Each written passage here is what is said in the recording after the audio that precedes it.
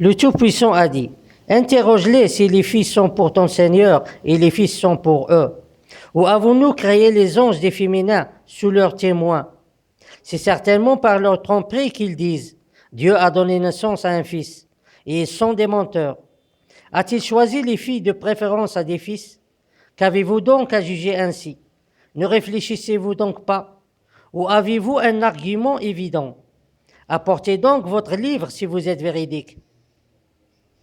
Des scientifiques pensent que les gens qui se trouvent sur la terre qui est dans le ciel sont des seigneurs, et ceci à cause de leur force et leur puissance, et peut-être aussi à cause de leur capacité à contrôler beaucoup d'événements qui se produisent sur notre terre. Et toujours d'après ce qu'ils pensent, c'est qu'il y a un Seigneur suprême qui est le plus fort, et ils le considèrent comme le donneur de tous les autres seigneurs, avec l'aide des anges. C'est-à-dire que leur Seigneur suprême se met en contact avec les anges pour donner des seigneurs qui peuvent les aider à réaliser tout ce qu'ils veulent sur notre terre. Dieu Tout-Puissant suit ces scientifiques stupides dans leur ignorance qui les a fait penser que les gens qui se trouvent sur cette terre dans le ciel sont des seigneurs et qui sont des fils d'un Seigneur suprême et que les femmes de ce dernier sont des anges. Alors Dieu parle par leur langue, à travers la langue de ses honorables messagers. N'est-il pas vrai que ces anges sont des féminins, c'est-à-dire des femmes qui sont vivantes aujourd'hui sur notre terre?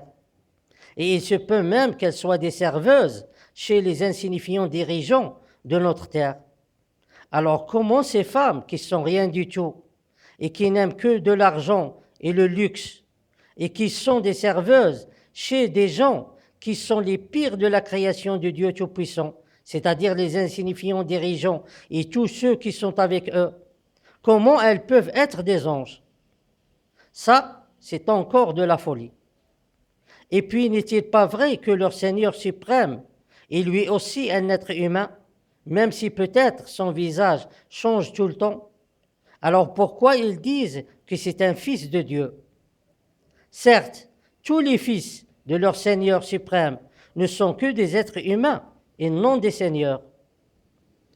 Et puis, leurs anges et leurs parents et leurs dirigeants et tous ceux qui les suivent, tous, leur sort est l'enfer où ils vont rester éternellement. Et c'est aussi le sort de tous les gens qui dirigent leur visage uniquement vers le ciel.